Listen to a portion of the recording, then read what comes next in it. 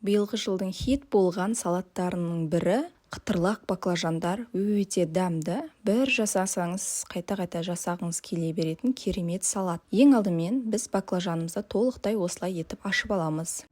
Сыртын ашып болғаннан кейін баклажандарымызды үлкендеу етіп, видеода көріп тұрғандай етіп турайтын боламыз. Көлемі кішкентай болып қалмасын, өткен себебі бізде қазір баклажандарымызды қуырған кезімізде олар көлемдерін кішірейтеді. Осылай етіп турап болғаннан кейін үстіне тұз салып, салқын су құйып 10-15 минутқа қалдыратын боламыз. Бұл яғни баклажанның қышқыл дәмін алады. Мінекей 10-15 минут бізде өтті. Енді баклажанымызды суын сырғытып алатын боламыз.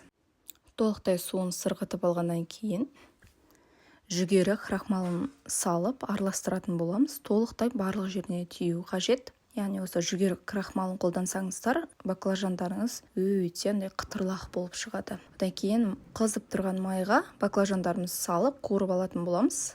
Майымызға міндетті түрде баклажанымыз батып тұру керек. Яғни осындай көбірек майға қуырыңыздар.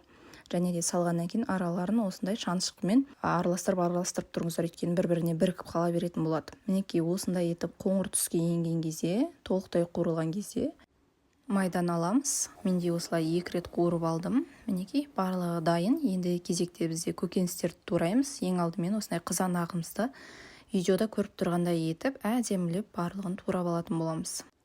Қызанағымыз турап болғаннан кейін салат жапырағын тураймыз ұзынша етіп. Салат жапырағын ішіне қоссаңыздар да болады, немесе араластырып болғаннан кейін бетіне әдемілеп қойсаңыздар да болады.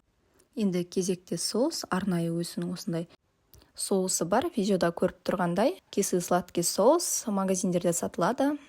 Осылай шанышқымның көмегімен екі жағынан аздап әдемілеп араластырамыз. Қолмен араластырып мыжып жіберуге болмайды. Осылай 2 тарелкамызге салатымызды әдемілеп салатын боламыз. Үстінен соусымызды құямыз қалған. Мінекей енді кезекте бізде творожный сыр. Осындай творожный сырды қасықпен әдемілеп қойып шығатын боламыз. Салатты жасап көріңіздер, міндетті түрде сіздерге ұнайды деген ойдамын.